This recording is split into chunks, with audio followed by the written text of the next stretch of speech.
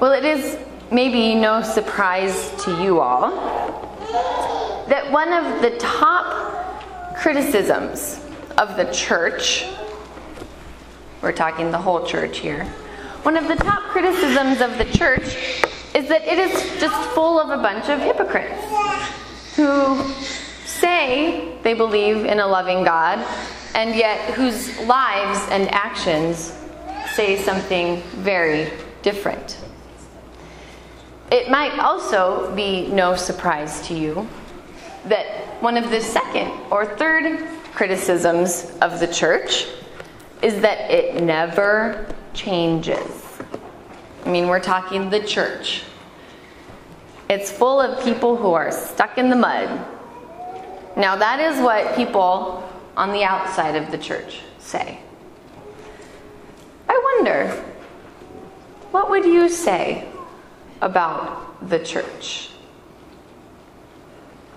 Is it true that it's just full of a bunch of hypocrites? Is it true that nothing ever changes and that it's just a bunch of people stuck in the mud? My prayer and my hope is that your answer to those would be not really, at least not 100% true. While it is,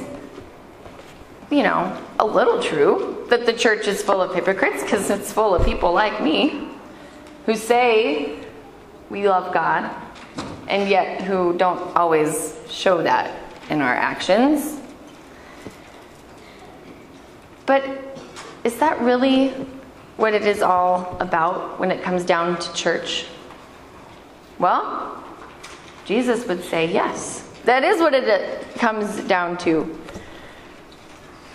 The interaction that we had between the disciples and Jesus.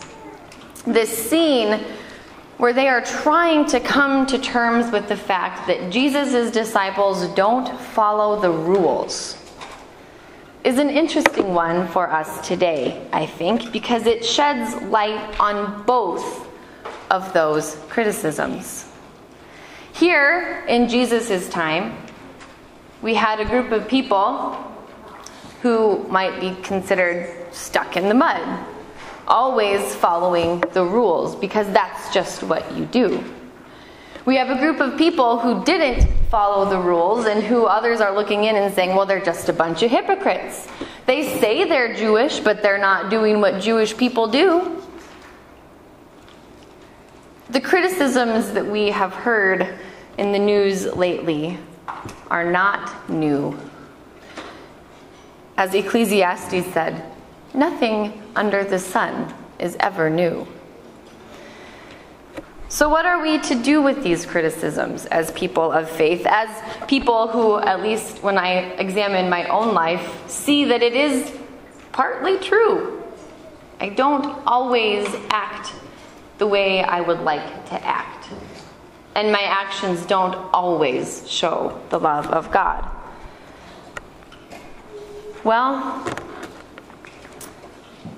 when it comes to living a life of faith, to walking that fine line of tradition and following the rules versus following your heart and faith, it is a tricky thing. We talked in the last few weeks that no one ever promised that being a disciple would be easy, and I think this text just puts that in light. So maybe the other question we need to ask ourselves as the church is, what is at the heart of the reasons that we follow the rules? What is at the heart of our actions? It is, after all, the words that Jesus said when he was quoting the verses from Isaiah. He said, "This people honors me with their lips, but their hearts are far from me. In vain do they worship me, teaching human precepts as doctrines. You abandon the commandment of God and hold to human tradition." Now, in the Hebrew language, heart did not just mean the organ that pumps blood throughout your body. In the Hebrew language, the word heart was a metaphor for the seat of intention. Your heart, it was thought, was that place which guided your actions. It wasn't your brain and your thoughts that made you do what you do. It was your heart. It was your very life, your soul, who you were. So when Jesus said, "Your hearts are far from me," I think what he was really getting at was the fact that religion and laws had become the ruling thing in these people's lives and not the living God. Someone asked a question the other day, and it was based on things that have been happening in the wider culture. Particularly, it was around the seeming change in public opinion on marriage, a very hot button issue. And I don't want to talk about that issue right now, but the question was this: does God change over time? Does God change over time? That's a hard question to tackle. Because in this world that is always changing, often for people of faith, the fact that God doesn't change can be a source of great hope and grounding. And it is, in fact, something that has been taught in the church for a very long time, that God is unchangeable. It's in a lot of worship songs that we sing. And yet what I think this encounter with the disciples, Jesus and the Pharisees, shows us is that God is never stagnant, and God is never static, and God is never defined by laws, rules, or things that people made up. It wasn't so many decades ago that the rule was women could not be pastors. It wasn't so many decades ago that people who had children before they were married were shunned, ostracized, and weren't even allowed to get married in a church. In fact, one of my classmates from high school was denied marriage in a church, not Roman Catholic, because she had a child outside of wedlock. Is it any wonder these criticisms keep rising? The church is full of hypocrites, and it never changes. And yet, beyond these criticisms, what I see when I look at the church is people who love God, people who do their darn best to love their neighbor, and people who wrestle with those hard issues that arise.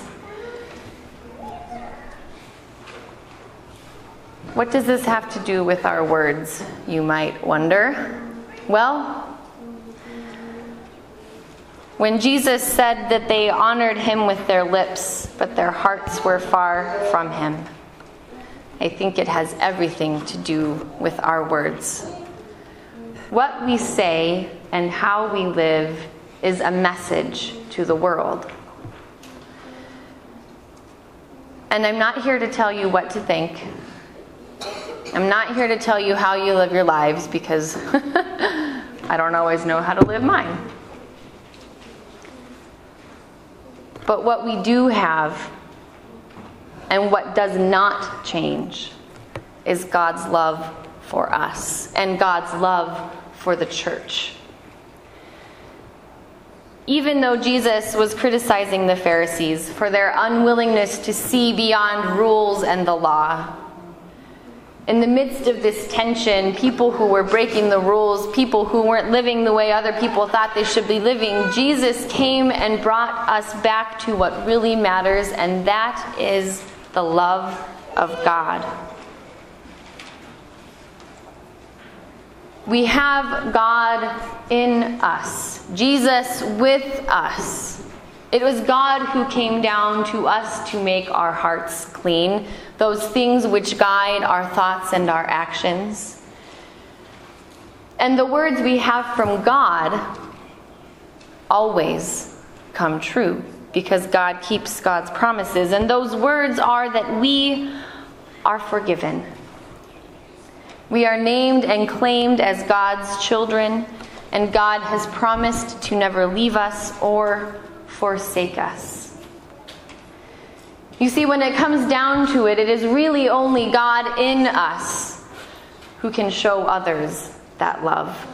It is really only God in us who can allow us to live lives which show others love in spite of everything the church might teach or do.